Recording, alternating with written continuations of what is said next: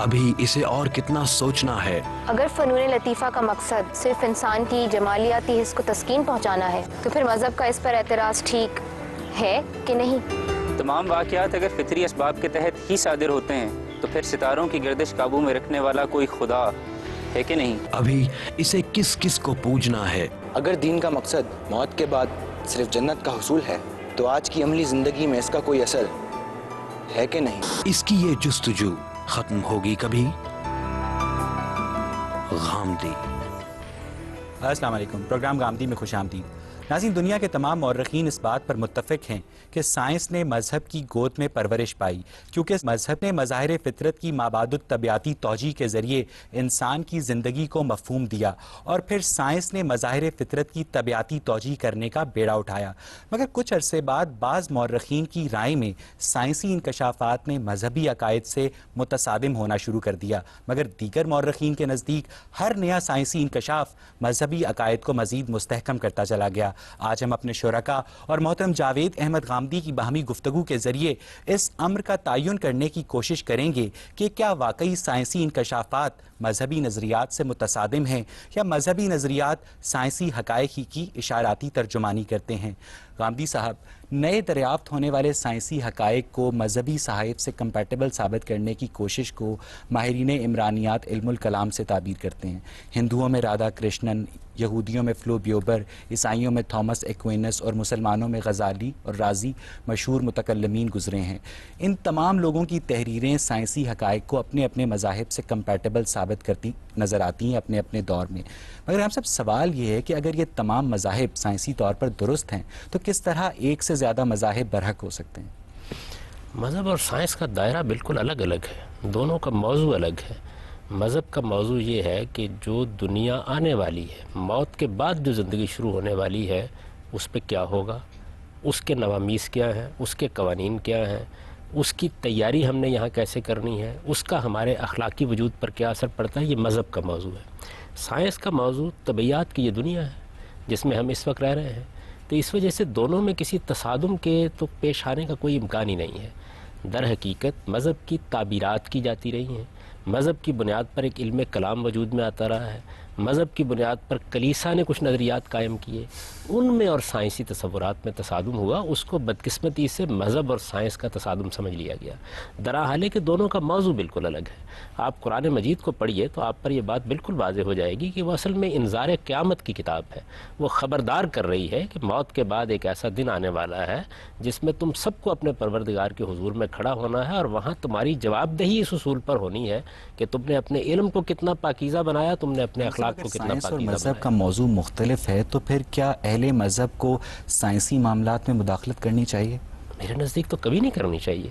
देखिए, बात यह है कि ये ऐसे ही है कि एक डॉक्टर अगर तिब्बी मामलात में तहकीक कर रहा है और अपनी तहकीक के नताइज बयान कर रहा है और एक इंजीनियर आपको ये बता रहा है कि आप ताजमहल की तामीर कैसे करें, तो इन दोनों का मौजू बिल्कुल अलग अलग है। हाँ, ऐसा कभी कभी होता है कि साइंस कोई ऐसी बात कह देती है जो बज़ाहिर मजहबी तसव्वुरात पर असरअंदाज हो रही होती है, तो वहाँ कुछ कलामी अवाइस वजूद में आ जाते हैं। बिल्कुल इसी तरीके से आप कुरान का मसलन मुताला करें तो कुरान मजीद तौहीद पर दलाइल दे रहा है, क़यामत पर दलाइल दे रहा है, आपको कायनात में अल्लाह ताला की आयात की तरफ मतवज्जे कर रहा है। उसमें बाज़ औक़ात बाज़ ऐसे बयानात सामने आ जाते हैं जो उसका असल मौजू नहीं होते, जिनमें बाज़ साइंसी हकीकतें भी बयान हो गई हैं। और वक्त ने यह बात साबित कर दी कि जो बात कुरान मजीद ने बयान की थी वो बिल्कुल बरहक थी और जैसे जैसे तहकीक आगे बढ़ती चली गई ऐन उसके मुताबिक सामने आती चली गई। लेकिन ये ना कुरान का मौजू था, ना कुरान मजीद कोई साइंस की किताब है, ना वो साइंसी हक़ाइक़ को बयान करने के लिए नाजिल हुई है। वो तो इंसान के दिल के दरवाज़ों पर दस्तक देने के लिए नाजिल हुई है कि उठो, बेदार हो जाओ, मौत के बाद एक दूसरी ज़िंदगी शुरू होने वाली है। बात यह है कि पेक्टॉल और मौलाना फ़तेह मोहम्मद जलंधरी ने सूरह लुक़मान की आखिरी आयत का तर्जुमा ये किया है कि सिर्फ खुदा ही जानता है कि हामला औरत के पेट में नर है या मादा। हम सब अब जब साइंस इस काबिल हो गई है कि वो अल्ट्रासाउंड के ज़रिए इस अमर का तयन पहले से ही कर लेती है, तो क्या हम इस आयत का कोई और मफ़हूम या तर्जुमा अख़ज़ कर सकते हैं? ये तर्जुमा किसने किया है? ये तर्जुमा तो किया नहीं जा सकता और मौलाना फ़तेह मोहम्मद जलंधरी किया नहीं जा सकता, इसलिए कि उसमें माफ़िल अरहाम के अल्फाज है, उसमें मर्द और औरत का तो सवाल ही नहीं है। क्या साइंस ने जानने का कोई ज़रिया दरियाफ्त कर लिया है कि माँ के पेट में से अरिस्तु पैदा हो रहा है या अफलातून पैदा हो रहा है, इकबाल पैदा हो रहा है या फिरदौसी पैदा हो रहा है, ये बड़ा होकर गालिब बनेगा या हिटलर बन जाएगा? تو قرآن مجید نے وہاں کہاں ذکر کیا ہے مرد اور عورت؟ وہاں بریکٹ یا میں لڑکے لکھا اور ہے لڑکی نر کا۔ یا مادہ۔ یہ تو بریکٹ میں اگر انہوں نے خود یہ سمجھ کے کر دیا تو قرآن نے تو یہ بات نہیں کہی۔ قرآن مجید تو یہ کہہ رہا ہے کہ اللہ اس بات کو جانتا ہے کہ ماں کے پیٹ میں کیا ہستی پرورش پا رہی ہے۔ ظاہر ہے کہ اس کا علم ہر چیز کا احاطہ کیے ہوئے ہے، تو آپ انسانی شخصیت کے بارے میں آپ کیا کے خیال یہ میں مرد اور اس عورت کا آیت سے جاننا؟ مراد یہ ہے کہ خدا یہ نہیں جانتا کہ اس کے اندر نر ہے یا مادہ، بلکہ یہ جانتا ہے کہ یہ وہ بڑا بھی ہو کے جانتا ہے۔ اچھا ہوگا یا برا؟ وہ بھی جانتا ہے، پوری شخصیت سے واقف ہے۔ یہ نر اور مادہ یہ تو پرانے زمانے کے عرب بدو یعنی جان اس لیتے آیت تھے۔ میں جنسی تعین نہیں کیا جا رہا بلکہ اخلاقی تعین کیا جا رہا ہے، پوری شخصیت کے بارے پوری میں شخصیت کا تعین کیا جا رہا ہے۔ انسان کی شخصیت کیا محض اخلاقی ہے، کیا محض عقلی ہے؟ میں کیا ہم ہوں، سب یہاں میرا ایک وجود بڑا- کیا ہے، یہاں میں ایک- کیا کروں یہاں گا؟ ایک بڑا خوفناک سوال یہ پیدا ہوتا ہے کہ اگر خدا کو پہلے سے ہی پتا ہے کہ ماں کے پیٹ میں جو ہستی ہے وہ نیک ہے یا بد، جیسا کہ آپ نے فرمایا کہ وہ اخلاقی طور پر تعین کیا جا رہا ہے، الفاظ ہی نے استعمال کیا، میں نے کہا وہ ارسطو ہے، وہ افلاطون ہے، وہ اقبال ہے، وہ غالب ہے، اس کی صلاحیتیں کیا ہیں، اس کی شخصیت یعنی کیا ہے، وہ سائنسدان یہ سب بنے گا، کچھ پری شاعر بنے ڈیٹرمنٹ گا، ادیب ہوگا، بنے گا۔ یہ سب کچھ پری خدا کا ڈیٹرمنٹ علم تو پہلے سے ہونا چاہیے، خدا نے صلاحیتیں دی ہیں۔ سوال یہ ہے میں کہاں پیدا ہوں گا، میرے والدین کیا ہوں گے، میرا وطن کیا ہوگا، مجھے کیا صلاحیتیں ملے گی، میں ان کو نشو و نما دے کہ کیا بنوں گا، یہ اگر خدا کو معلوم نہ ہو اور اس کی کائنات میں بغاوت ہو جائے اور اس کے بعد اطلاع دی جائے، اس کے دروازے پر دستک دے کر کے بیدار ہو جائیے یہ انسان کر بیٹھا۔ اللہ تعالیٰ کا علم ہر چیز کا احاطہ کیے ہوئے ہے، اس کا بیان ہے، اس میں نر اور مادہ کہاں زیر بحث آ گئے؟ میں تو یہ عرض کر رہا ہوں کہ نر اور مادہ کے بارے میں تو بدو جان لیتے تھے، پرانے زمانے کی دایا جان لیتی آپ تھی، ایک پیٹ پر ہاتھ مولانا پھیر کے فتح بتا محمد دیتی تھی آپ کو۔ جالندھری کے ترجمے سے اختلاف کر رہے ہیں۔ میں تو آپ سے عرض کر رہا ہوں کہ قرآن مجید کو نکال کے پڑھیے نا، قرآن مجید میں ما فی الارحام کے الفاظ ہیں، ماؤں کے پیٹ میں کیا پرورش پا رہا ہے اس کو خدا جانتا ہے، یقیناً خدا ہی جانتا ہے۔ ابھی تک تو کوئی ایسا ذریعہ دریافت نہیں ہو سکا اور میرے نزدیک اس کا کوئی امکان بھی نہیں ہے۔ یعنی یہ کیا چیز ہے؟ بچوں کی بات ہے کہ یہ جان لیا کہ لڑکی ہے یا لڑکا ہے۔ میں عرض کر رہا ہوں کہ یہ تو پرانے زمانے کی دایا جان لیتی تھی، اس میں کیا کمال کیا آپ نے؟ جو بات قرآن مجید نے کہی ہے بڑی غیر معمولی بات ہے کہ تم کیا جانتے ہو اس بات کو کہ پروردگار کس درجے میں جانتا ہے کہ ماں کے پیٹ میں جو آج بچہ پیدا ہو رہا ہے یہ کل کیا بننے والا ہے، اس کی شخصیت کیا سامنے آئے گی، یہ دنیا میں کیا کارنامے کرے گا، اس سے خیر پھیلے گا، اس سے شر مذہب پھیلے کو گا۔ منطق کی کسوٹی پہ پرکھنا ممکن ہے؟ دیکھیے بات یہ ہے کہ منطق کیا چیز ہے؟ مذہب جو بات کرے گا وہ علم و عقل کے آخری میزان پر پوری اترتی ہے۔ منطق تو اصل میں علمی اور عقلی گفتگو کا ایک ذریعہ ہے جس کو آپ منطق کہتے ہیں۔ منطق کیا ہے؟ منطق کا مطلب یہ ہوتا ہے کہ ایک پریمیسز آپ کو دے دیا گیا ہے، آپ اس سے کچھ چیزوں کو انفر کر رہے ہیں۔ تو یہ پرانے زمانے میں آپ جانتے ہیں کہ ارسطو کی منطق کا رواج تھا جس کو منطق استخراجیہ کہتے ہیں، ڈیڈکٹیو لاجک، وہ اب دنیا میں ختم ہو گئی۔ اب تو آپ استقراء کے دور میں جی رہے ہیں، اس میں بھی بے شمار ترقی ہوتی رہتی ہے اور انسانی عقل صرف منطقی طریقے سے کام نہیں کرتی، انسانی عقل کے کام کرنے کے بے شمار دوسرے پہلو ہیں، وہ براہ راست بعض چیزوں کو محسوس کرتی ہے۔ بات یہ ہے کہ سائنس اپنے استدلال کی بنیاد منطق اور عقل پہ رکھتی ہے، جبکہ آپ بھی دعویٰ کر رہے ہیں کہ مذہب کے اندر ایسی کوئی چیز نہیں ہے جو منطق اور عقل کے معیارات کے خلاف ہو۔ تو آپ کو نشاندہی تو کرنی غامدی چاہیے، صاحب، آپ کو بتانا پھر چاہیے کیا قرآن چیز ہے۔ مجید میں موجود معجزات کو کس عقل اور کس منطق کی کسوٹی پہ پرکھا جائے گا؟ ہر عقل و منطق کی کسوٹی پر پورے اترتے ہیں۔ اس کی وجہ یہ ہے کہ جس وقت آپ علمی لحاظ سے یہ مان لیتے ہیں کہ اس کائنات کا ایک پروردگار ہے تو عقل کیا کہتی ہے؟ پروردگار کو اس قانون کا پابند ہو جانا چاہیے۔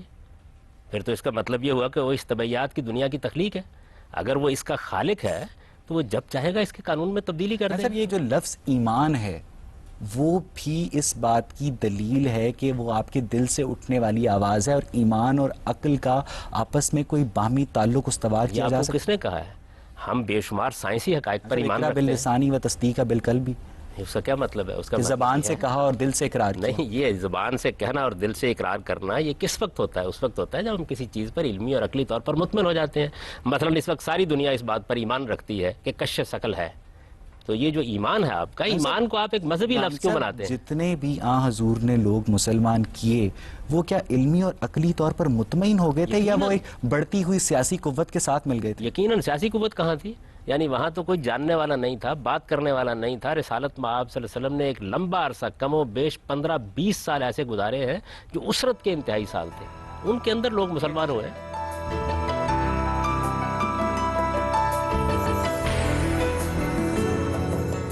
ترجمان صاحب، بات یہ ہے کہ کلوننگ کے ذریعے ہم بے تحاشا موروثی بیماریوں کا خطرہ کم کرنے کے قابل ہو گئے ہیں، مگر صاحب جو مذہبی علماء کی اکثریت ہے وہ کلوننگ کی اس بنیاد پر مخالفت کرتی ہے کہ خدا ہی نئی جان کی تخلیق پر قادر ہے، اور وہ اس کی سپورٹ میں سورہ روم کی 27ویں آیت کا بھی استعمال کرتے ہیں. تو امام صاحب، آپ کلوننگ کو شرعی نقطۂ نظر سے کس طرح دیکھتے ہیں؟ میرے نظر تو ایک سائنسی مسئلہ ہے، اس کا سائنسی لحاظ سے جائزہ لینا چاہیے. البتہ اگر آپ انسان کی کلوننگ کریں گے تو اس سے کچھ اخلاقی سوالات پیدا ہوتے ہیں. کسی چیز کا ہونا ایک چیز ہے، ہو جانا ایک چیز ہے، ممکن العمل ہونا ایک چیز ہے، اور اس سے اخلاقی سوالات جو پیدا ہوتے ہیں ان کا سامنا انسان کو کرنا پڑتا ہے.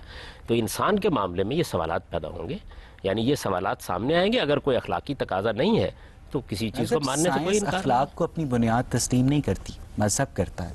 تو پھر سائنس کا اخلاقی جواز کچھ بات سمجھ نہیں آئی. بھائی بات یہ ہے کہ سائنس ایٹم بم بنائے گی، بنانے کا حق ہے اس کو، لیکن میں نہیں بنانے دوں گا. اس لیے نہیں بنانے دوں گا کہ آپ یہ کام کر کے انسانیت کی تباہی کا سامان کر رہے ہیں. تو اخلاق کا کام یہ ہے کہ وہ آپ کی قوتوں اور صلاحیتوں کو کنٹرول کرے. اگر آپ کے اندر وہ صلاحیت ہی نہیں ہے تو اخلاق نے کنٹرول کیا کرنا ہے؟ انسان جھوٹ بول سکتا ہے، اس لیے اسے بتایا جاتا ہے کہ سچ بولو. تو سائنس اگر کوئی کام کرے گی اور ایسا کام کرے گی جو انسانیت کے لیے تباہی کا باعث بن جائے گا. اس وقت دیکھیے نا، پوری دنیا گلوبل وارمنگ کے خطرے سے دوچار ہے. یہ سائنس کا عطیہ ہے نا جو دیا ہے اس نے ہمیں، جہاں بے شمار چیزیں دی ہیں جن پر ہم صرف گندہ ہیں، اسی طرح یہ بھی دیا ہے. ہم نے سورہ لقمان کی آخری آیت میں جب پکٹھول اور مولانا فتح محمد جالندری کے ترجمے کا حوالہ دیا تو آپ نے اس سے اختلاف کیا.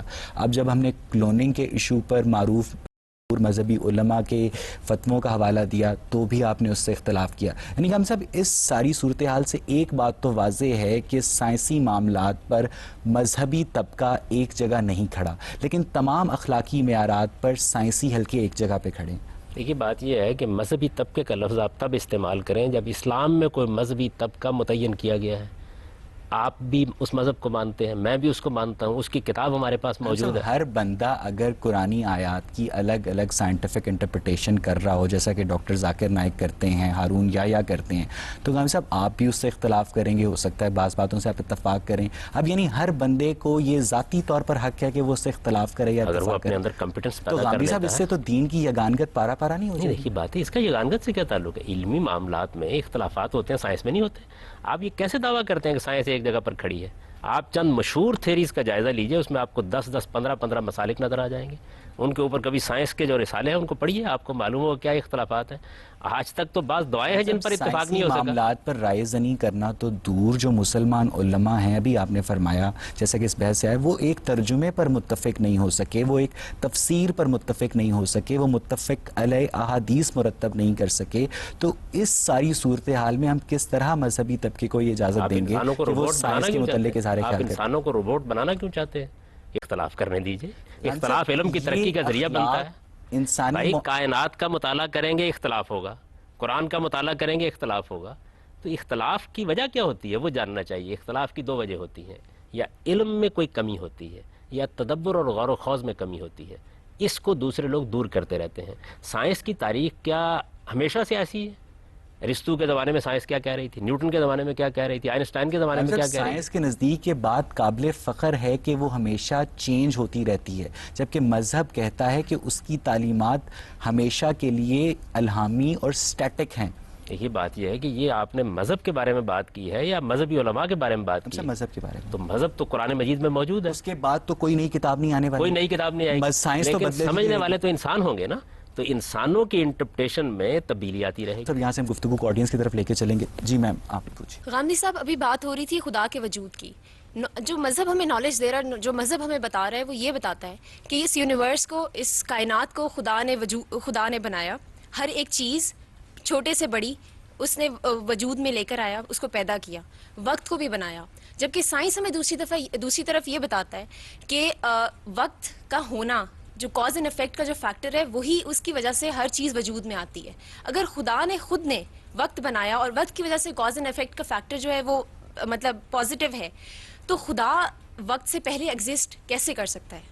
یہ جو آپ نے تعبیر اختیار فرمائی، خدا نے وقت کو بنایا، یہ کیا چیز ہے؟ یعنی خدا نے کائنات بنائی، کائنات کے اندر اس نے بے شمار عوامل رکھے، ان کے باہمی تعامل سے ریلیٹیولی وقت پیدا ہو رہا ہے. زمان اور مکان کی حقیقت کیا ہے اس کو تو آج تک ہم متعین ہی نہیں کر سکے. نہ مکان کی حقیقت متعین کر سکے ہیں، نہ زمان کی. ٹائم اور سپیس دونوں کے بارے میں بے شمار بحثیں ہوتی رہتی ہیں.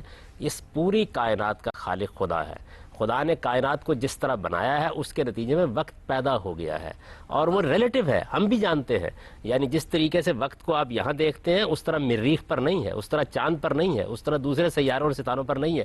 قرآن نے بلکہ یہ بات کہی، اس نے پہلی مرتبہ انسان کو یہ بتایا کہ تم 24 گھنٹوں میں وقت کو محدود کر رہے ہو، خدا کے ہاں تو بعض دن 50,000 سال کے برابر بھی ہوتے ہیں. لیکن سر وقت ہے تو ہر چیز ایگزسٹ کر رہی ہے نا.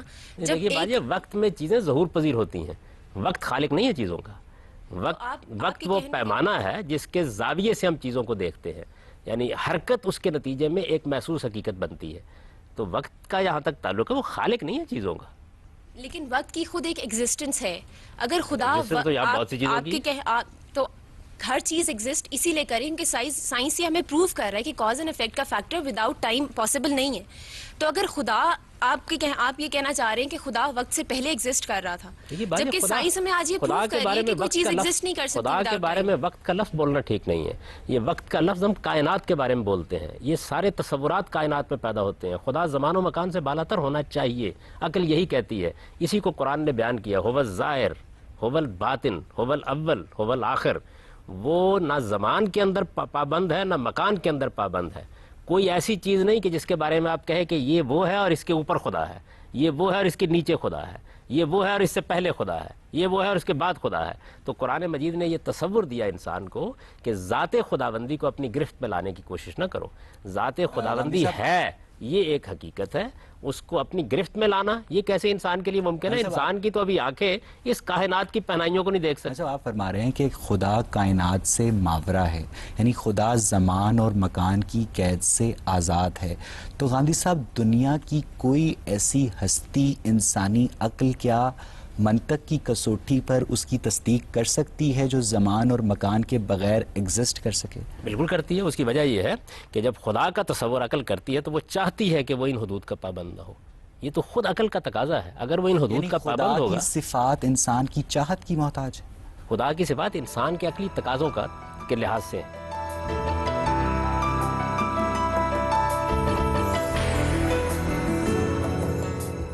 غامدی صاحب، کائنات کیسے وجود میں آئی؟ اس میں اسلامی تعلیمات اپنی جگہ پہ ہیں، لیکن سائنس کا بڑا کانٹروڈکٹری تھیوریز آئی ہیں. تو اس بارے میں آپ کیا فرماتے ہیں؟ یہ بات، یہ کچھ وہ چیزیں ہیں جو قرآن مجید نے بیان کر دی ہیں. کچھ چیزیں وہ ہیں کہ جن کو قرآن مجید نے اپنا موضوع نہیں بنایا، ان میں سائنس تحقیقات کر رہی ہے، بیان کر رہی ہے، اس میں مختلف نقطۂ نظر سامنے آتے ہیں. ان کا علمی جائزہ لیتے رہنا چاہیے. قرآن مجید صرف اتنی بات بیان کرتا ہے جتنی اس کے موضوع سے متعلق ہوتی ہے. اس کے علاوہ وہ سائنس کی کتاب نہیں ہے، نہ اس کا یہ کام ہے کہ آپ کو اس کے بارے میں بتائے، ورنہ تو انسانی علم و عقل کا دروازہ بند ہو جائے. اس نے آپ کے لیے یہ دروازہ کھولا ہے. آپ اس میں جو مختلف نقطہ نظر ان کا جائزہ لیں. مثلا انسان کی تخلیق کے بارے میں قرآن مجید نے چند بنیادی باتیں بتا دی. یہ پہلی مرتبہ انکشاف کیا قرآن مجید نے کہ انسان کی تخلیق 2 ادوار میں ہوئی ہے. یہ بتایا کہ پہلے دور میں بالکل اسی طریقے سے تخلیق ہوئی ہے مٹی کے پیٹ میں جس طریقے سے اب ماں کے پیٹ سے ہوتی ہے. یہ بتایا کہ یہ دور جو اب گزر رہا ہے، اس سے پہلے انسان پر ایک حیوانی دور بھی گزر چکا ہے. یہ باتیں قرآن نے بیان کر دی. اور یہ بیان کرنے کی وجہ کیا ہوئی؟ وجہ یہ ہوئی کہ انسان کی تخلیق کے بارے میں کچھ بنیادی باتیں توحید کو بیان کرنے کے لیے کہنی ضروری ہو گئی تھیں، ورنہ یہ اس کا اصل موضوع نہیں ہے. اس سے آپ کو ایک روشنی مل گئی، آپ چاہیں تو اس سے فائدہ اٹھائیں، چاہیں تو مزید آگے بڑھیں. تو انسان کو اللہ تعالیٰ نے صرف ان معاملات میں خطاب کیا ہے جن میں دنیا کے اس تصور کے بارے میں بتانا مقصود ہے کہ اس کا کیا کوئی خالق ہے، کیا ہماری موت کے بعد کوئی دوسری زندگی ہے، اگر ہے تو پھر اس زندگی میں پہنچنے کے لیے ہمیں کیا کرنا ہے. یہ قرآن کا موضوع ہے. ہم صاحب، آپ فرما رہے ہیں کہ خدا نے انسان کو زمین کے پیٹ سے پیدا کیا. ہم صاحب، یہ بات قرآن میں کہاں کہی گئی ہے؟ قرآن مجید کی سورہ سجدہ میں بیان کیا گیا نا، اور بھی جگہوں میں بیان کیا گیا کہ انسان کو ہم نے طین لازب سے پیدا کیا، انسان کو ہم من صلصال کالفخار سے پیدا کیا. یہ تو قرآن مجید نے ترجمہ کیجیے اس آیت کا. یعنی کھنکھناتی مٹی سے پیدا کیا، ہم نے گارے سے انسان کو پیدا کیا. یہ بیان کیا ہے نا. اس سے یہاں یہ کیسے ثابت ہوتا ہے کہ زمین کے پیٹ سے گارا کہاں ہوتا ہے بھائی؟ گارا وہیں ہوتا ہے، زمین ہی میں ہوتا ہے. یعنی اس سے قرآن نے یہ بتایا کہ سمندروں کے کنارے جو ایک خاص طرح کی دلدلی زمین پیدا ہو جاتی ہے، اس کے اندر تخلیق کی ابتدا ہوئی. پھر بتایا کہ وہ مٹی خشک ہو گئی. آیت کی تشریح کرنے کا طریقہ ہے، تو الفاظ یہی بتا رہے ہیں نا، تین لازم کہتے کس کو ہیں؟ غالب صاحب اسی سلسال کالفخار کہتے کس کو ہیں؟ مولانا فتح محمد جالندری اور پکٹھول نے جب سورہ لقمان کی آیت کا ترجمہ کیا تھا تو وہ ان کا تشریح کرنے کا طریقہ تھا. آپ کی اس تشریح سے بہت سارے مذہبی علماء اتفاق نہیں کرتے اور ان کی اس تشریح سے آپ اتفاق نہیں کرتے. بات یہ ہے کہ یہ تو علم کی دنیا ہے، اس کے اندر جس نے کوئی بات کہنی ہے وہ اپنے دلائل دے دے گا. علم تو حیرت کی بات یہ ہے لیکن کیا قرآن کی انٹرپریٹیشن ایک نہیں ہو سکتی جس سے یہ تمام مسائل پیدا ہی نہ؟ بات یہ ہے کہ کیوں آپ اس کو بند کرنا چاہتے ہیں؟ قرآن مجید کی یہی خوبی ہے کہ انسان اس کو پڑھتا ہے، سمجھتا ہے، نئے نئے عجائب دریافت کرتا ہے، نئی نئی دنیائیں دریافت کرتا ہے. اس طرح وہ لوگ جو قرآن سے دلچسپی رکھتے ہیں وہ کبھی اسے سیر نہیں ہوتی. ٹھیک ہے صاحب. جی آپ غامدی صاحب، آپ نے شروع میں کہا کہ آپ سمجھتے ہیں کہ مذہب اور سائنس دونوں ڈفرینٹ چیزیں ہیں. I sort of totally negate that point. قرآن مجید کو ایک مکمل کتاب کا خطاب حاصل ہے. مکمل کتاب کیا ہے؟ جس کے اندر اللہ تعالیٰ نے ہمارے لیے ہر علم ڈالا ہوا ہے. ہر علم کے اندر سائنسی علم بھی آ جاتا ہے. اور یہ ایک فیکٹ ہے کہ فارن کنٹریز میں if scientist have to conclude something, انہیں کوئی ریسرچ کرنی ہوتی ہے تو قرآن مجید کا ترجمہ اپنے سامنے رکھ کے اس کے اندر سے تحقیقات ڈھونڈ کے اور پھر آگے سے اپنی تحقیقات کو آگے لے کے جاتے ہیں. تو پھر آپ کیسے کہہ سکتے ہیں کہ سائنس اور مذہب دو مختلف چیزیں ہیں؟ یہ آپ کی خوش فہمی ہے، اس طرح کی کوئی بات قرآن نے نہیں کہی. وہ کامل کتاب ہے ہدایت کے لحاظ سے، یعنی جس موضوع سے متعلق وہ بات کرتی ہے اس میں ایک کامل کتاب ہے. اس کا یہ کام نہیں ہے کہ آپ کو ایٹم بم بنانا سکھائے، اس کا یہ کام نہیں ہے کہ آپ کو علاج معالجے کے طریقے بتائے. یہ انسان کا کام ہے کہ ان کو سیکھیں. اور یہ بھی آپ کی میری بہن خوش فہمی ہے کہ سائنسدان قرآن مجید کھول کے بیٹھ جاتے ہیں اور اس کی بنیاد پہ تحقیق کرتے ہیں. ایسا کبھی نہیں ہوا. انسانی تاریخ میں یہ واقعہ کبھی نہیں ہوا. مسلمانوں کے یہاں بھی نہیں ہوا. کچھ آئیے غیر مسلموں کے یہاں ہوتا. ان دونوں کا موضوع ہی بالکل الگ ہے. اس بات پر میں کچھ ایڈ کرنا چاہوں گا. پچھلے دنوں اخبار میں میری نظر سے ایک کالم گزرا جس میں یہ لکھا تھا کہ ٹورنٹو یونیورسٹی میں ایک اناٹومی اور سیل بایولوجی کے ایک پروفیسر ہیں جن کا نام ہے کیتھ مور. انہیں سعودی عرب کی حکومت نے کنگ عبدالعزیز یونیورسٹی میں ایک بھاری مشاہرے پہ ملازم رکھا اور ان کا کام یہ تھا کہ قرآن اور حدیث میں انسانی تولید کے متعلق جو مواد ہے اس کو جدید سائنس سے کمپیٹیبل ثابت کیا جائے. یعنی قرآن کو پہلے درست تسلیم کیا گیا جیسا کہ انہوں نے کہا اور پھر اس کی سائنٹیفک انٹرپریٹیشن مانگی گئی.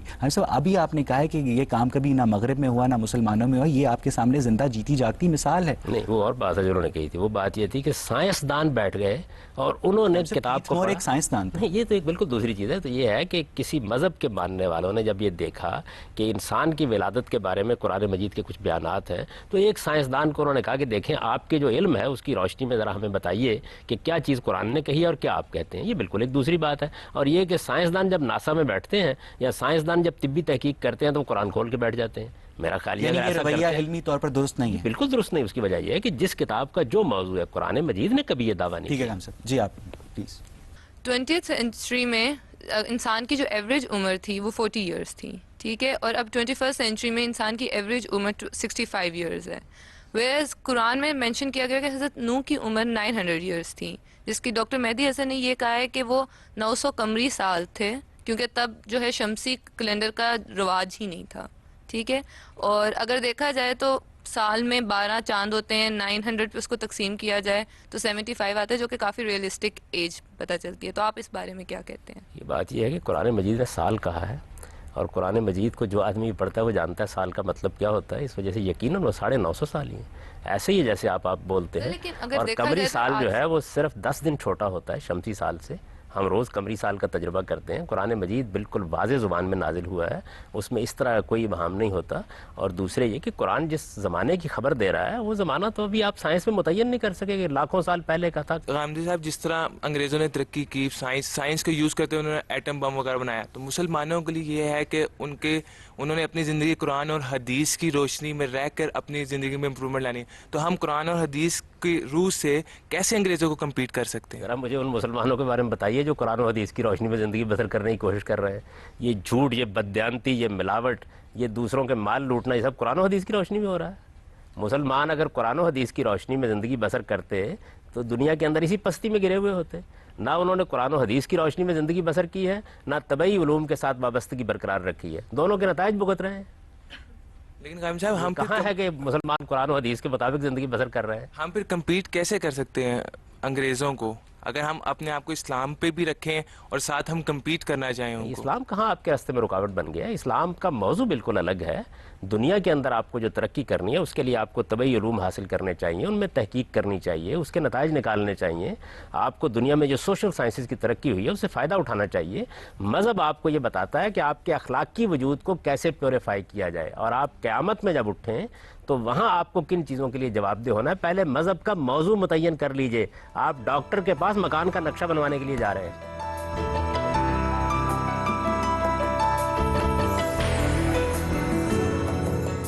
علی صاحب, ابن نجیم نے اپنی کتاب الاشباح والنظائر میں اسلامی شریعت کا ایک قانون دیا ہے جس کے مطابق جب ممانعت کی شہادتیں اجازت کی شہادتوں سے ٹکرا جائیں تو پھر جو ترجیح ہے وہ ممانعت کی شہادتوں کو دی جائے گی. علی صاحب, اسی طرح وہ آگے چل کر لکھتے ہیں کہ اسی آیت کو اسی اصول کو بنیاد بنا کر وہ یہ کہتے ہیں کہ جو لاش کی چیر پھاڑ ہے کسی بھی صورت میں قطعی طور پر حرام ہے, اس کا پوسٹ مارٹم نہیں کیا جا سکتا. تو غام صاحب, لیکن دوسری طرف پوسٹ مارٹم سے ہمیں جرائم اور طبی معلومات بھی ملتی ہیں, جرائم کے متعلق بھی معلومات ملتی ہیں. تو غام صاحب, آپ پوسٹ مارٹم کو شرعی نقطہ نظر سے کس طرح میرے نزدیک کوئی حرج نہیں ہے. دیکھیے بات یہ ہے کہ آپ پرانے فقہا کی آراء کو قرآن و حدیث کا مسلک بنا کے نہ پیش کریں. قرآن مجید ہمارے پاس موجود ہے, پیغمبر کے ارشادات موجود ہیں. ایک زمانے میں لوگوں نے اس کی بنیاد پر وہ کچھ لوگ قانونی پیغمبر کے ارشادات سے استدلال کر رہے ہیں اور آپ بھی پیغمبر کے ارشادات سے استدلال. مطلب یہ جو آپ نے ان کی بات بتائی ہے, اس کے حق میں پیغمبر کا کون سا ارشاد انہوں نے پیش فرمایا ہے؟ یہ تو ایک بالکل فقہی اور قانونی ضابطہ ہے, اور فقہی اور قانونی ضابطے بنتے بھی رہتے ہیں, تبدیل بھی ہوتے رہتے ہیں. ہم سب صحیح بخاری میں ایک جگہ یہ بیان کیا گیا ہے کہ لعنت ہے ان لوگوں پر جو مصنوعی بال استعمال کریں. صحیح مسلم میں بھی یہ واقعہ بیان کیا ہے. ہم سب اسی بات کو بنیاد بنا کر وہ نہ صرف پوسٹ مارٹم کی مخالفت کرتے ہیں کہ اس سے بھی لاش کی چیر پھاڑ ہوتی ہے, انسانی جسم کو آپ چھیڑتے ہیں, اور آرگن ٹرانسپلانٹیشن کی بھی مخالفت کرتے ہیں. دیکھیے بات یہ ہے کہ جب وہ یہ مخالفت کریں گے تو ان کے استدلال کا ہم جائزہ لیں گے نا. مثلا آپ مجھ سے پوچھیں گے تو میں آپ کو یہ بتاؤں گا کہ وہاں تو مسئلہ یہ اخلاقی زیر بحث ہے. اگر کوئی خاتون اس طرح بال لگا کے یہ تاثر دے دیتی ہے دوسرے کو کہ میری عمر یہ ہے اور وہ ہے, تو اس سے وہ اخلاقی طور پر دھوکہ دہی کا ارتکاب کرتی ہے. اس طرح کے معاملات میں رسالت مآب صلی اللہ علیہ وسلم نے ان کو توجہ دلائی کہ ایسا نہیں کرنا چاہیے. تو یہ جو چیز ہے مذہب کا موضوع اخلاقیات, ٹرانسپلانٹیشن قطعی طور پر جائز ہے. یعنی قرآن حدیث میں کوئی بات اس کے خلاف نہیں ہے. ہم اس کا جائزہ لیں گے, جائزہ لینے کے بعد یہ دیکھیں گے کہ اس میں کوئی اخلاقی خرابی تو نہیں ہے. اگر کوئی اخلاقی خرابی نہیں ہے تو اجازت دے دیں گے. اس وقت اس کی اجازت کم و بیش تمام اہل علم دے ہی چکے ہیں. کچھ لوگ ہیں جو اس کے اوپر اعتراض کرتے ہیں. دیکھیں جب نئی باتیں سامنے آتی ہیں تو انسان اعتراض کر رہا ہوتا ہے. بتائیے کہ فرض کیجئے ایک ملک میں ایسے طبقے کی حکومت ہے جو علماء سے گائیڈنس لیتا ہے, اور وہ علماء اس حکومت کو یہ کہتے ہیں کہ آپ آرگن ٹرانسپلانٹیشن پہ پابندی لگا دیں. ہاں صاحب, اب ایک ایسا شخص جو آرگن ٹرانسپلانٹیشن ہونے سے بچ سکتی تھی, جس کی جان, اور وہ مارا جاتا ہے, تو قیامت والے دن اس شخص کی جان کا حساب کیا ان علماء سے لیا جائے گا؟ دیکھیے میں آپ سے عرض کروں کہ یہ بالکل ایسے ہی ہے کہ جس طرح آج ایک ڈاکٹر علاج کرتا ہے, وہ اپنے علم کی روشنی میں آج ایک دوا آپ کو دیتا ہے. ممکن ہے کوئی دوا ڈاکٹر کو تو پتا تھا کہ آرگن ٹرانسپلانٹیشن سے وہ بچ جائے گا, ان علماء کو نہیں پتا. میری گزارش سن لیجیے نا. ایک دوا کے بارے میں تحقیق ہوتی ہے, وہ دوا دی جاتی رہتی ہے. مجھے یاد ہے اب تک کہ ناول جی نے ایک زمانے میں ہمارے ہاں ایسی دوا تھی جیسے ڈسپرین ہے. اچانک ایک دن یہ معلوم ہوا کہ یہ دوا تو انسانی زندگی کے لیے بڑی مہلک ہے. اب مجھے بتائیے کہ جن انسانوں کو اس سے نقصان پہنچا تمام ڈاکٹر قیامت کے دن کھڑے کر لیے جائیں گے؟ انسان اپنے موجود علم کی بنیاد پر فیصلے کرتا ہے. اگر اس نے بدنیتی سے, پھر اس کا مطلب ہے علماء کو اجازت نہیں دینی چاہیے کہ وہ سائنسی معاملات پر رائے زنی کریں. میں تو کبھی نہیں دیتا. آپ دیتے ہیں اور اس کے بعد مجھ سے پوچھتے ہیں. میں تو نہیں دیتا. میں یہ کہتا ہوں ہر آدمی کو اپنے علم کے دائرے میں رہنا چاہیے. مذہبیات کے علم کا ایک دائرہ ہے. وہ دائرہ کیا ہے؟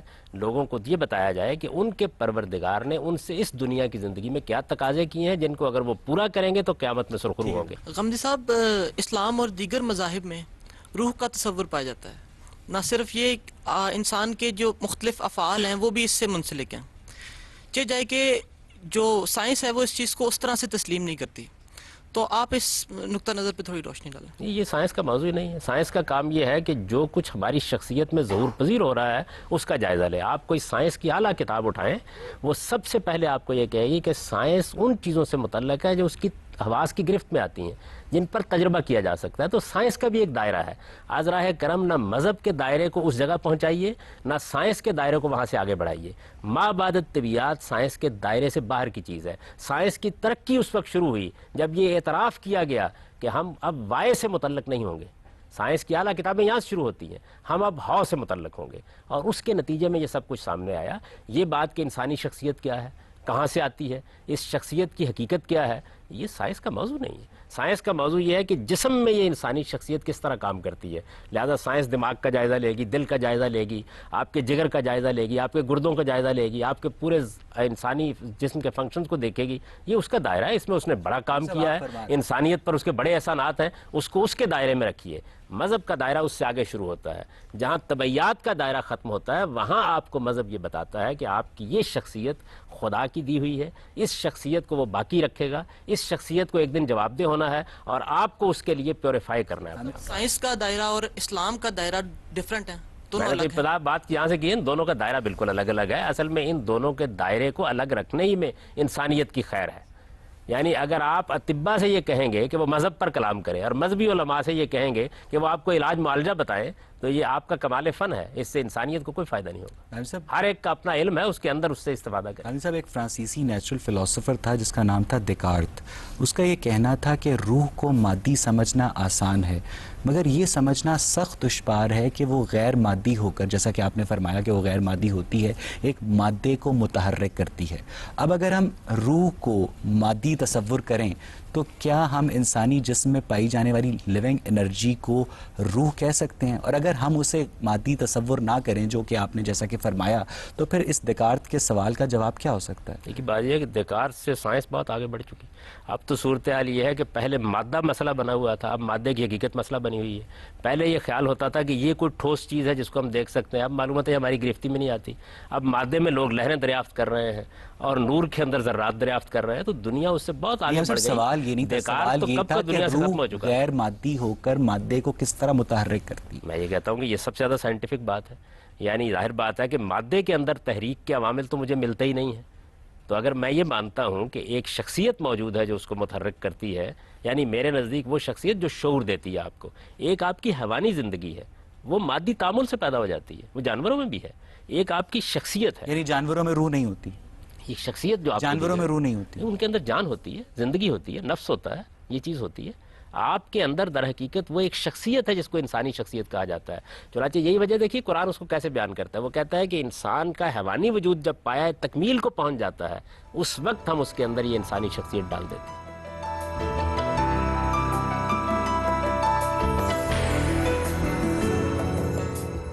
غامدی صاحب, آرگن ٹرانسپلانٹ کی بات ہو رہی تھی اور اس پہ بہت سا کام اجتہاد کے تھرو اسلام میں اسکالرز بھی کر رہے ہیں, اور اس چیز پہ کافی حد تک وہ متفق ہو گئے کہ کسی کی جان بچانے کے لیے اگر آرگن ٹرانسپلانٹیشن ہے تو وہ حلال ہے. تو کچھ ایسے آرگنز ہوتے ہیں جو جان کا خطرہ جن سے نہیں ہوتا لیکن ان کی ضرورت بہت زیادہ رہتی ہے, جیسے آنکھوں کا ایک ایلیمنٹ ہے کہ وہ اگر آپ کسی کو دے دو تو اس کی زندگی کا بہت حد تک رخ بدل سکتا ہے. ان آرگنز کے بارے میں آئی وانٹڈ ٹو نو کہ آپ کا کیا پوائنٹ آف ویو ہے کہ وہ ٹرانسپلانٹیشن کے لیے اگر آپ کا point of view, I wanted to know that. میرا تو میری بہن سادہ سا نقطہ نظر ہوتا ہے کہ اگر کسی چیز سے اللہ کی کتاب میں روکا گیا ہے, اللہ کے پیغمبر نے روکا گیا, تو ہمیں روکنے کا حق ہے. اگر ایسا نہیں ہے تو پھر عام اخلاقی اصولوں پر کسی چیز کا جائزہ لینا چاہیے. اس سے جان کا خطرہ تو نہیں ہے نا آنکھوں کے ٹرانسپلانٹیشن, وہ لوگ کہتے ہیں نا, میں تو اپنی بات بیان کر رہا ہوں, آپ نے مجھ سے سوال کیا ہے تو میں یہ عرض کر رہا ہوں کہ میں تو اس طرح دیکھوں گا. تو میرے نزدیک نہ اس کے خلاف کوئی بات قرآن میں ہے, نہ اس کے خلاف کوئی بات حدیث میں ہے, نہ کسی اخلاقی اصول سے اس کا تصادم ہوتا ہے. اس وجہ سے جس چیز کو بھی آپ ٹرانسپلانٹ کرنا چاہتے ہیں کیجیے. بہت سب آگے چلتے ہیں. ابن خلدون نے اپنے مقدمے میں ایک جگہ درج کیا ہے کہ مسلمانوں نے سب سے زیادہ سائنسی ترقی عباسی خلیفہ مامون الرشید کے عہد میں کی. 830 عیسوی میں اس نے 2 لاکھ دینار کی لاگت سے بغداد میں ایک بیت الحکمت تعمیر کیا اور ہزاروں یونانی مسودات کو اس نے عربی زبان میں منتقل کروایا, جو مسلمانوں میں سائنسی ترقی کی بنیاد بنا. اچھا, تصویر کا دوسرا پہلو یہ ہے کہ مامون الرشید ایک معتزل تھا اور قرآن کو تخلیق مانتا تھا. اچھا, کیا وجہ ہے کہ سائنسی ترقی روایتی طور پر مذہبی سوچ نہ رکھنے والے سلاطین کے عہد میں ہوئی؟ وہ مذہبی سوچ رکھتا تھا, ایک خاص نقطہ نظر اس کا تھا ایک چیز کے بارے میں. اس پہ آپ اس کو غیر مذہبی کیسے قرار دیتے ہیں؟ وہ خدا کو مانتا تھا, وہ اللہ کی کتاب کو مانتا تھا, وہ قیامت کے دن پہ ایمان رکھتا تھا. مذہب ان چیزوں کا نام ہے. قرآن مجید مخلوق ہے یا غیر مخلوق ہے, یہ کلامی مسئلہ ہے. ایک زمانے میں لوگوں نے اپنی حماقت سے اس کو پیدا کر دیا, اس کو آپ پورا مذہب بنا دیتے ہیں. مذہب نام ہے اس چیز کا کہ ہم سب کو ایک دن اپنے پروردگار کے حضور میں جواب یہ ہے کہ وہ تقدیر کے نظریہ جبر کا نہیں, نظریہ قدر کا قائل تھا.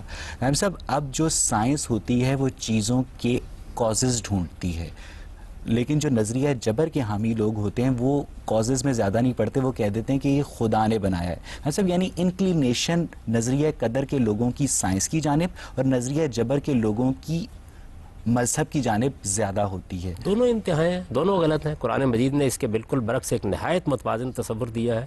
اس نے بتایا ہے جبر کے مواقع کیا ہیں، اس نے بتایا قدر کے مواقع کیا ہیں۔ تو یہ دو انتہائیں ہیں۔ انسان کا سب سے بڑا مسئلہ یہ ہے ایسی سائنسی ترقی کسی نظریہ جبر کے حامی بادشاہ کے دور میں کیوں نہیں ہو سکی؟ میں تو نظریہ جبر کا حامی نہیں ہوں، نہ میں قرآن کو نظریہ جبر کا حامی سمجھتا ہوں۔ قرآن نے تو ایک نہایت متوازن تصور پیدا کیا ہے۔ اگر اس متوازن تصور پر لوگ قائم ہوتے تو نہ سائنسی ترقی رکتی، نہ مذہبی تصورات میں کوئی خرابی پیدا ہوتی۔ یہ تو پینڈولم کی طرح کبھی آپ اس انتہا پہ چلے جاتے ہیں، کبھی اس انتہا پہ چلے جاتے ہیں۔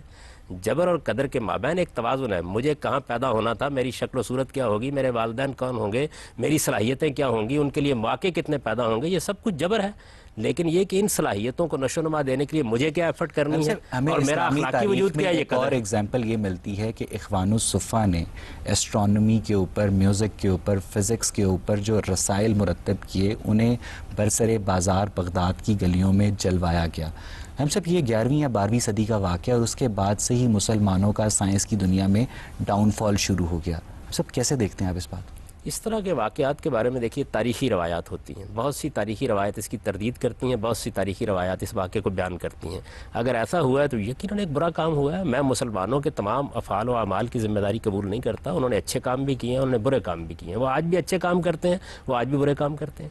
اس وقت جس طرح انسانی جانوں کو لیا جا رہا ہے، جس طرح دہشت گردی ہو رہی ہے، جس طریقے سے آپ اسلامی حدود کی خلاف ورزی کر رہے ہیں، ظاہر ہے اس کی کون تائید کرے گا؟ مسلمان جس طریقے سے اخلاقی پستی میں گر گئے ہیں کہ ان کی بنائی ہوئی دوا پر بھی آج اعتماد نہیں کیا جا سکتا، یہ کیا چیز ہے؟ تو اس وجہ سے مسلمانوں کے اعمال افعال کی بنیاد پر مذہب کا جائزہ نہیں لیا جائے گا۔ مذہب کی کتاب ہمارے پاس موجود ہے، وہ قرآن مجید ہے، اس کو ہم دیکھیں گے۔ وہ بتائیے کہ کیا بات کہتی ہے، اس کی ہر بات کی مدافعت کرنا میری ذمہ داری۔ پروگرام تک موقوف کرتے ہیں۔ ناظرین، اختلاف اگر علمی ہو تو غور و فکر کے نئے دروازے کھولتا ہے، مگر اگر تعصب پر مبنی ہو تو یہ دروازے بند کر دیتا ہے۔ ہم نے آج سائنس اور مذہب کے مابین اختلافات کو علمی سطح پر دلیل کے ترازو میں تولنے کی جو کوشش کی، اس کا مقصد بھی گروہی تعصبات سے بالا تر ہو کر معاشرے کے مختلف طبقوں کے مابین مکالمے کی وہ فضا پیدا کرنا ہے جو باہمی احترام کو ملحوظ خاطر رکھتے ہوئے معاشرے میں قیام امن کا باعث بن سکے۔ مذہب کے سائنسی پہلو اور سائنس کے اخلاقی جواز اگر انسانوں کے مابین نقطہ اتفاق نہیں تو قصور مذہب یا سائنس کا نہیں بلکہ سائنس کے مذہبی اور مذہب کے سائنسی استعمال کا ہے، کیونکہ سائنس کا مقصد انسان کی زندگی کو باسہولت بنانا اور مذہب کا منشا انسان کی موت کو زندگی دینا ہے۔ سائنس اور مذہب سے متعلق اس گفتگو کو ہم اگلے پروگرام میں اپنے شرکاء اور محترم جاوید احمد غامدی کے مابین جاری رکھیں گے، مگر تب تک کے لیے مجھے اور پروگرام غامدی کی پوری ٹیم کو اجازت دیجیے۔ خدا حافظ۔